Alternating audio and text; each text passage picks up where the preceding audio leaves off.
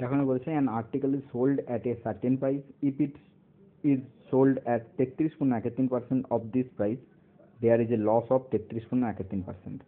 দেখো তোমাদের 33.13%-এর fraction value জানতে হবে। 33.13%-এর ফ্র্যাকশন ভ্যালু হয়ে যাচ্ছে 1/3।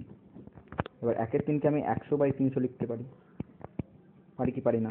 কারণ কেটে কুটেও সেই 1/3 হয়ে যাবে। এবার এখানে বলে দিয়েছে an article is sold at a certain price, আমি ধরে নিলাম যে 300 টাকায় সোল্ড করেছি, সেই সেলিং প্রাইসটা ধরে নিলাম আমি 300। এখানে বলেছে এই প্রাইজেরই it is sold at a 33.13% of this price, অর্থাৎ এই প্রাইজের 33.13%-এ তুমি সেটাকে সোল্ড করেছো।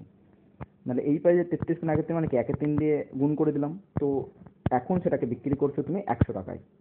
এখন তুমি বিক্রি করছো 100 টাকায়, এবং এই 100 টাকায় বিক্রি করার জন্য তোমার 33.13%-এর কি হয়েছে? লস হয়েছে। দেখো 33.13%-এর লস মানে কি 3 টাকার ভ্যালু তুমি 2 টাকায় বিক্রি করবে। অর্থাৎ 3 টাকা যদি সিপি হয়ে যায় 2 টাকা হবে এসপি, এবং 2 এর ভ্যালুই তোমাকে বলে দিয়েছে 100, তাহলে এটা কত গুণ হচ্ছে? 50 গুণ। তাহলে 3-এর কেউ তোমাকে 50 দিয়ে গুণ করতে হবে।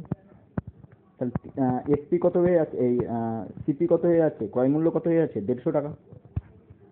এবার বলে দিয়েছে what is a percentage profit if the article is sold 80% of the original selling price. Original selling price আমি কত ধরেছিলাম? 300 ধরেছিলাম। তো 300-র 80%, 300-র 80%-এ তুমি বিক্রি করবে। 300-র 80% কত হবে? 240 টাকা। অর্থাৎ এখন তুমি 150 টাকার জিনিস 240 টাকায় বিক্রি করবে, অর্থাৎ তোমাদের 90 টাকার প্রফিট হচ্ছে। 90 টাকার প্রফিট কতর মধ্যে? 150-র মধ্যে কিন্তু 100%।